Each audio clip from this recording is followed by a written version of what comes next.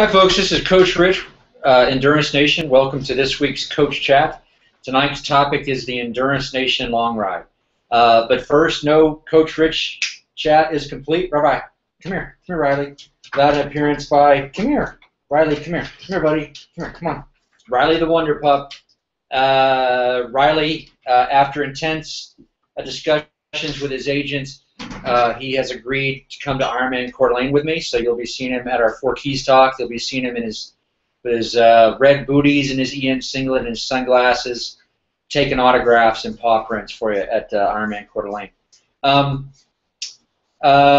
If you're listening in podcast land, I'm going to present on a topic. Tonight's topic is the Endurance Nation Long Ride. And then I'm going to cut off. I got to close out a window here. I'm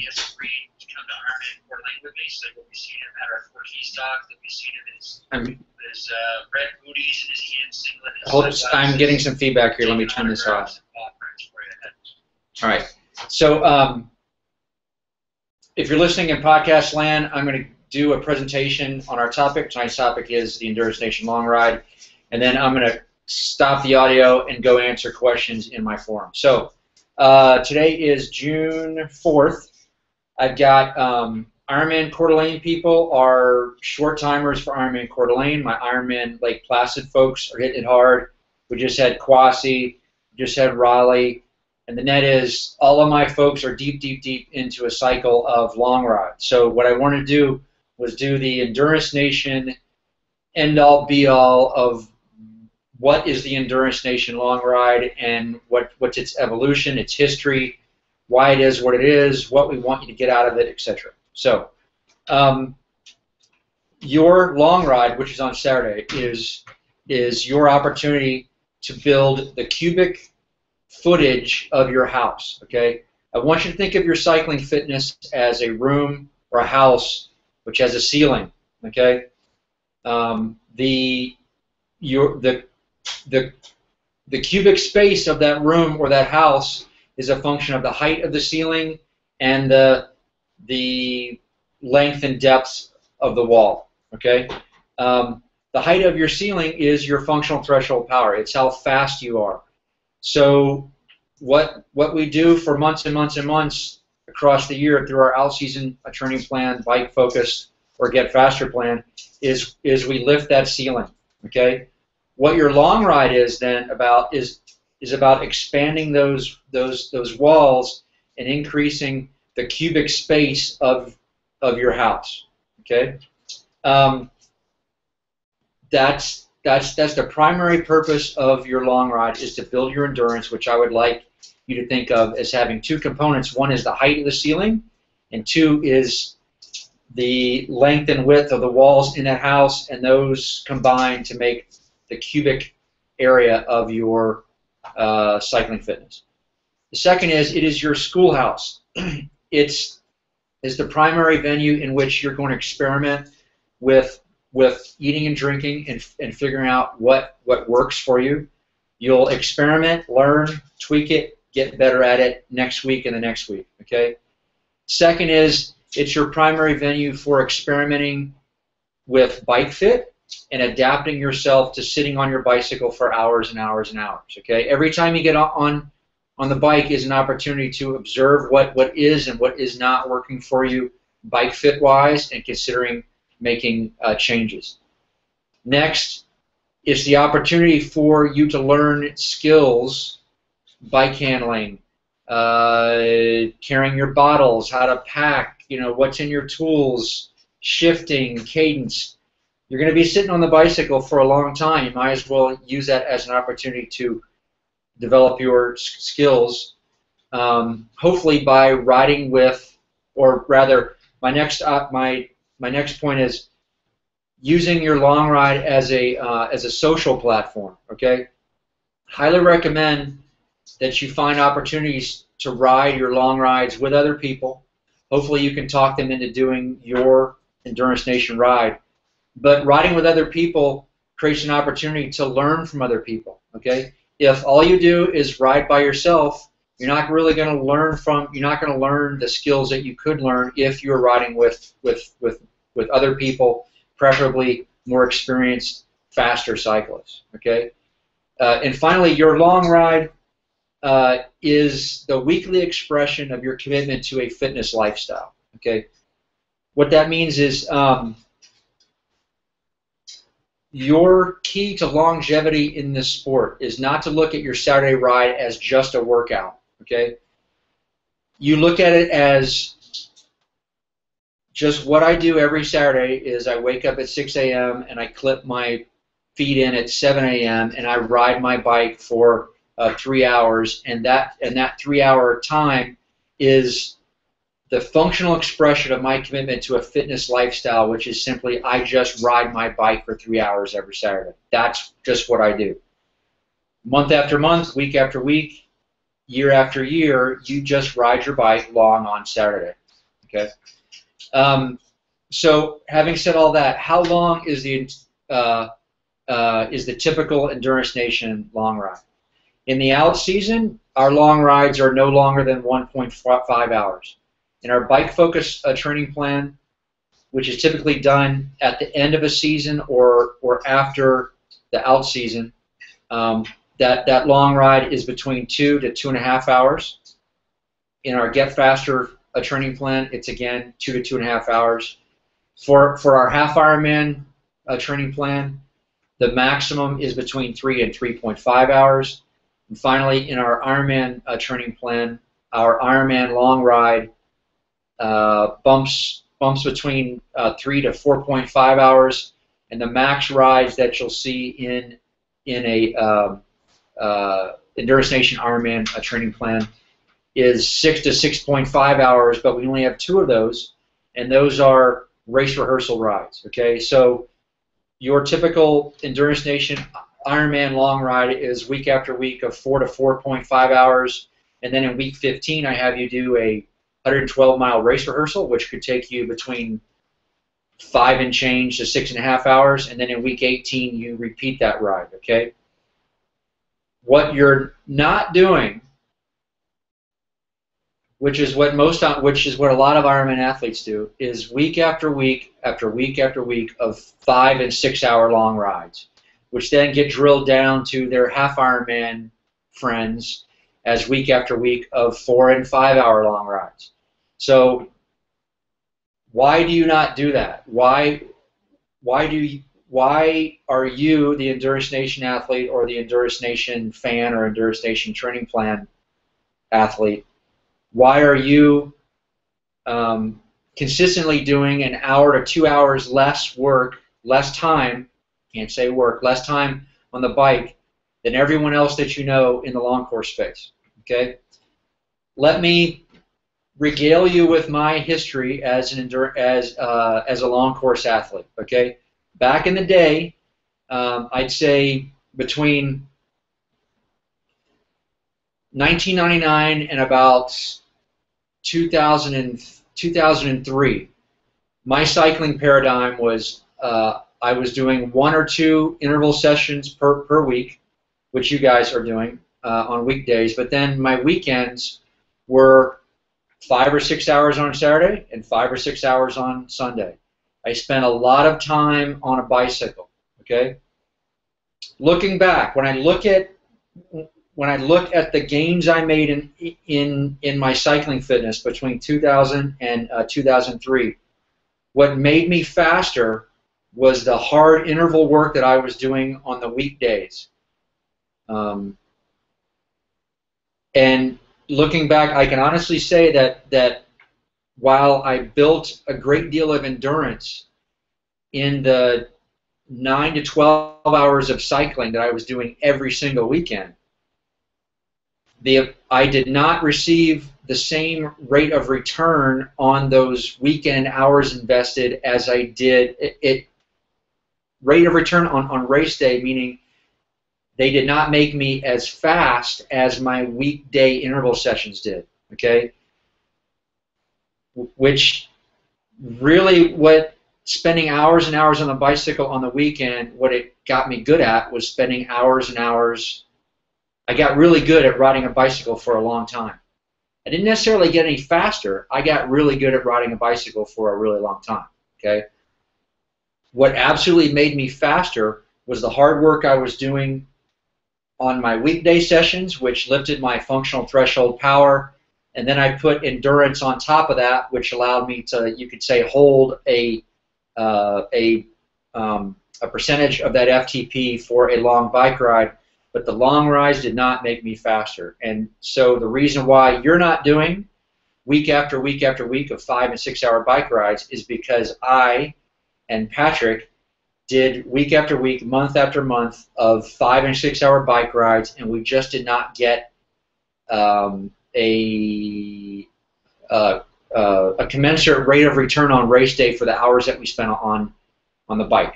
Okay, so you're not doing it because we did it and we learned a better way. Okay, what we've learned is it's not about the time you spend on the bike. It's the amount of work you do in the time that life gives you. Let me say that again. It's not about the time you spend on the bicycle. It's the amount of work that you do in the time that life gives you. Life gives you a repeatable. Okay, so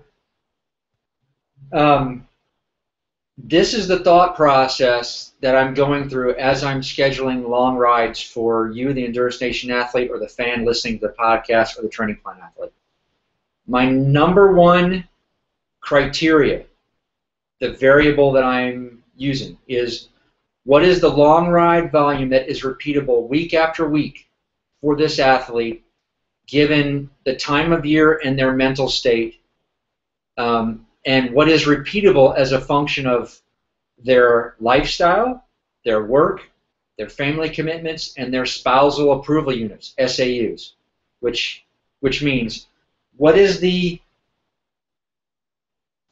Saturday long ride volume that this athlete can do week after week, month after month, that is easy for them, that is repeatable, that does not come with a lot of lifestyle stress and family stress and work stress. What is that time given the time of year? So a long ride volume that is repeatable and easy to do in June is very different from a long ride volume that is easy and repeatable in January, because June you're outside in the sun with your friends and it's warm. In January you're indoors by yourself on a trainer and it sucks. Okay. So once we establish what that fixed volume is, then my job is to impart to you the maximum / optimal amount of training stress inside that fixed volume. Okay. And that means that my primary tool for imparting training stress inside that fixed volume ride is to manage, manipulate, massage, increase, decrease the amount of intensity that you're doing inside that fixed volume ride. Folks, I'm here to tell you, I've done nothing but coach Ironman athletes full-time as my full-time job since 2001. If a coach's primary tool for making you a faster cyclist or a better cyclist or whatever they define as making you a better cyclist, if that coach's primary tool is to increase your volume, then that's the only tool they have. And a 3-hour ride becomes 4 hours, becomes 4.5, becomes 5, becomes 6 hours, becomes I got nothing else. Every other ride, every ride I prescribe this guy is a zone 1, zone 2 ride. The only tool I have is to make this ride longer and longer and longer. I'm not thinking about the cost of that athlete's time. I'm not thinking about what stress that puts on this guy's family, on his lifestyle, on his work, on his kids, on his wife. And if that's my primary method of making you a fitter cyclist, I'm negligent in my job as a triathlon coach. Okay? There's only, it's just a huge pet peeve, is when I see in the coaching space people who are still in 2014 prescribing 5 and 6 hour bike rides week after week after week to age group athletes who have real lives and real jobs, I see someone who is inconsiderate of the cost of that athlete's time. Okay? Let me take a deep breath. I mentioned TSS, Training Stress Score. What Training Stress Score is, it is a number which is a function which we can get out of your long ride that is a function of the intensity of the ride and the volume of the ride.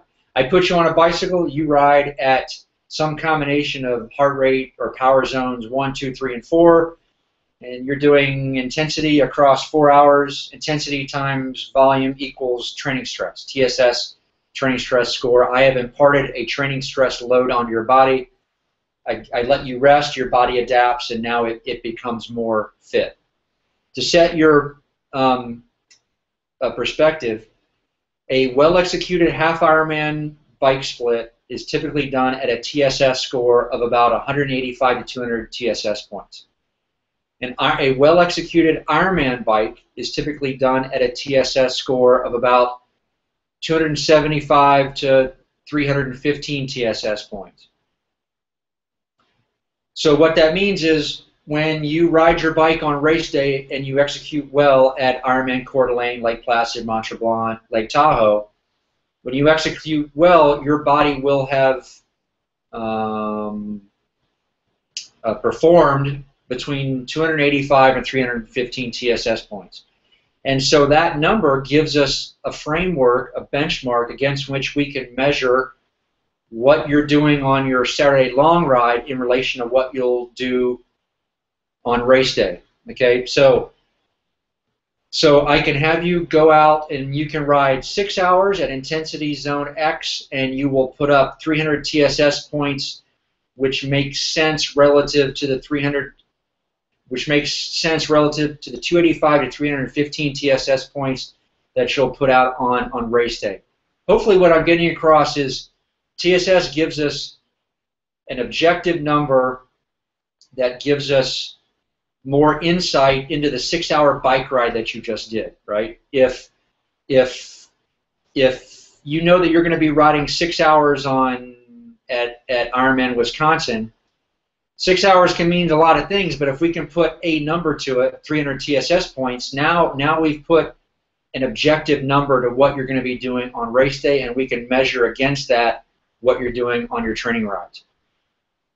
So I can send you out 6 hours, blah, blah, blah. You come out, 300 TSS points, congratulations, you've done about an Ironman bike. But what if I can structure your rides so that you're only out there for 4.5 hours and you're still getting 300 TSS points? More importantly, if I can achieve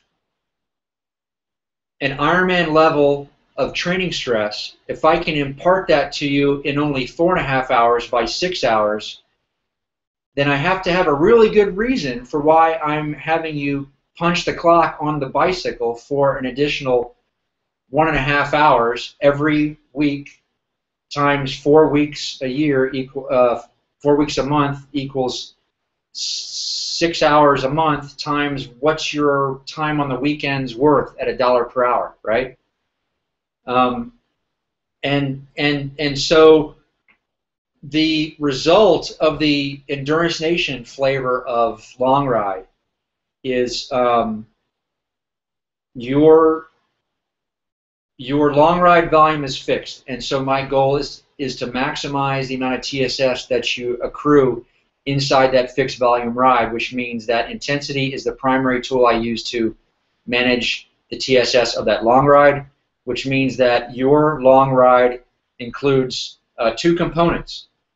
Your Endurance Nation long ride includes a functional threshold power interval-based portion, which is another session that we use each week to make you a faster cyclist. And then the volume of the ride, so after you do that FTP session, then I have you do some Zone 2, Zone 3 portion. That is the stuff that builds your endurance. So the Endurance Nation long ride has a get you faster component and a get you longer component. Okay. Your your typical, contrast that to your prototypical Ironman long ride, which is go that way for 6 hours at zone 1, zone 2. That does not have, there's a couple points about that ride. Number one, it doesn't have a component that makes you faster. It's missing that zone 4 interval-based make me faster component. And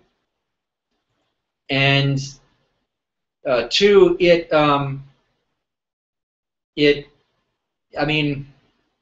builds your endurance, but it does so in a undefinable way, meaning you don't have an objective metric that you're trying to get out of the long ride. You develop this mentality of, I'm sitting on a bicycle for 6 hours. I'm building this aerobic endurance. I'm not really sure what that is. I'm not really sure what it does for me, but I live I live my life in a volume-based metric framework, and therefore volume has some virtue in and of itself. And I'm not really able to measure what I'm getting out of that volume, right? And really what we found is that volume is overrated, okay? Go out and do my 4.5-hour ride. It is a hard friggin' ride. You are absolutely making yourself faster, but you're getting more and more endurance.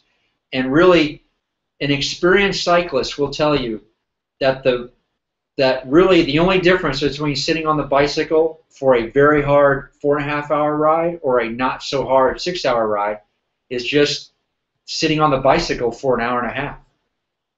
You're not really gaining anything or building anything that you couldn't do in a 4.5-hour ride. And before I stop, I just want to call everyone's attention to the fact that me as an Ironman coach and you as an Ironman athlete, we live in a pretty crazy world where a grown man can have a conversation with other grown adults, and we're talking about a 4.5-hour ride as kind of being on the light side. I mean, can you understand that? I mean, what in what space do we live, right, where a guy who's prescribing a 4.5-hour training event has to kind of apologize for it only being 4.5 hours? I always get a chuckle out of that, right? Like, I'm sorry, I'm only having you ride 4.5 hours. I'm only having you run 2.5 hours. This is just, you and I exist in a very strange world, very, very strange. But that includes the audio portion of this. I'm gonna cut off the audio here. I'm gonna go inside my forum and answer the questions that my folks have queued up for me. Folks, if you're listening, please check us out at endurancenation.us. We have a ton of stuff going on. We've got 4 Keys talks at 8 Ironman venues. We have an Ironman execution seminar that we just launched. Come check out the live button on our page. That's going to show you where all of our 4 Keys talks are. And please consider creating a free 7-day trial. Come on inside, check us out. All right? If you're watching me on video, this is the very uncomfortable portion where I go to my chat page and I keep talking while I'm doing it, and I see what questions my athletes have queued up for me.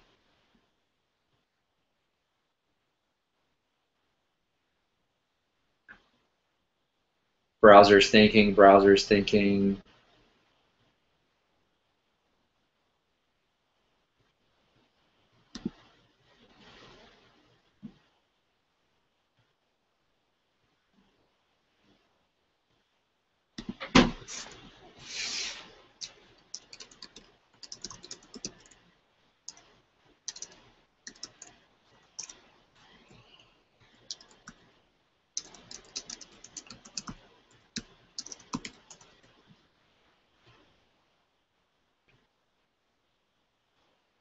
Okay, Bob asked, at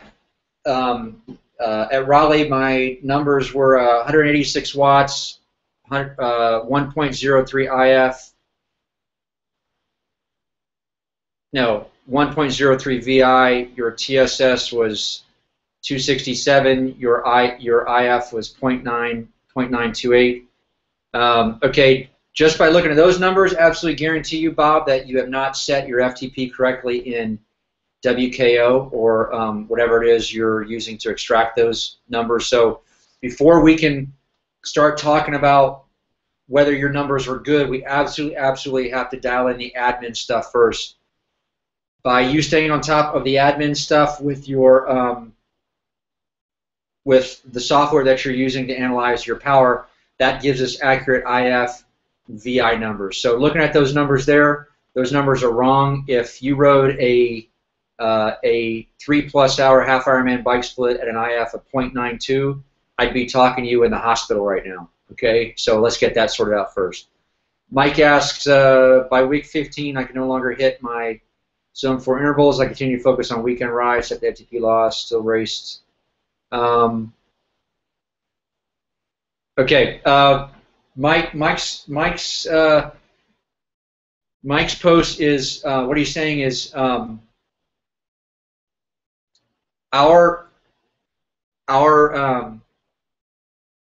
bike portions of all of our training plans all include FTP intervals in all the weeks and in all the long rides. And what Mike noticed was his FTP numbers became harder and harder to hold, or he didn't see gains in those FTP numbers.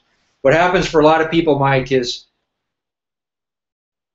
every week of our Ironman and half Ironman training plans, we're dialing up the knob, right? The training stress is increasing and increasing and increasing, and then it decreases and it increases. The volume's going up, the intensity goes up, and your body can only adapt to so much. And so what happens is we've got better over the years at figuring out dialing down the intensity a bit and increasing the volume, what is the correct mix so that we can continue to see overall fitness gains across those weeks. But once we enter into the race preparation phase, what we often see is FTPs kind of plateauing. We certainly don't see the same rate of increase that we saw in the OS and in the Get Faster plans, simply because you're doing more and more and more, and our goal is building endurance, not so much making you faster. That's why our out season and our Get Faster plans and the times of year during which volume is not a requirement. That's why those times of years are those are our best tools for making you a faster athlete, right? Is the reason why I really only want to put you in the race preparation phase of our half Ironman training plan for 8 to 10 weeks, or the race prep phase of our Ironman training plan for 12 to 14 weeks, is now I have the whole rest of the year to keep your volume down, your intensity up, and make you a faster athlete. But as I get closer to your race, I have to start preparing you for the distance of the event, which means volume increases. It's kind of a zero-sum game, and the rate of increase and sometimes FTP itself can get kind of flat. All right. Frank asks, I just ran my first long run of the season, a half marathon on Sunday. I moved from the out season to intermediate Ironman training, huge jump in volume. Should I be worried? It will take me a while to catch up. Frank, you are doing you're doing Ironman Wisconsin. I'm pretty sure. Which means that today you are about 13 and a half weeks out. Yes, it's a big volume jump, but I wasn't really training you for week 9 of our Ironman training plan. I'm training you for week 20 of our Ironman training plan. So the volume will start to make sense pretty quickly, but but more importantly, we expect you to do the common sense thing of looking at our training plan, and if you're not quite ready for the stuff that is prescribed in that week, okay, Frank, you're doing Mont Tremblant, which is August 17th, which is about 3 weeks sooner than Wisconsin, so you're about 9 weeks out. It'll come. Just be smart. Just take a look at the long ride the long run that is prescribed. The long run says X. If you know that you're not ready for X, then do something other than X. If you need help, you can always reach out to us you can reach out to Patrick in your own personal micro thread. Okay. Any other questions for me? I'm waiting. While I'm waiting, let me talk about some admin stuff. If you're watching our videos, folks, this is the time of year where we had almost 30 people racing Quasi. We had 30 people racing Texas. This week and last week alone, we pushed out to our blog 5 or 6 Ironman Texas race reports and associated Ironman Texas race report podcasts. Quasi will be up on deck next. We had an athlete podium at a half Ironman in Austria. We've got his race report up. I'm on deck to start pushing out lots of pre-race content for Ironman Coeur d'Alene, to start paying attention to that. We have an Ironman race execution seminar, which we put it out a couple of years ago. We have refurbished it, put in some new parts, polished it up. You can find that under the live tab on our website. The intent being, under that live tab, we've listed all of our 4 Keys talks, which we're doing at this year at Ironman Lake Placid, Ironman Texas, Lake Placid, Mont Tremblant, Wisconsin, Lake Tahoe, Chattanooga, Arizona, Florida. We've listed them all on that page. And at the bottom of that page, we have a button where you can find our Ironman Race Execution Seminar. Click on that, sign up for it, and we'll send you about 6 or 7 emails teaching you how to race Ironman. But I don't have any other questions queued up, so I'm going to cut the video right now. Folks, thanks for joining us. Please check us out at endurancenation.us. Coach Rich signing off. Have a good week.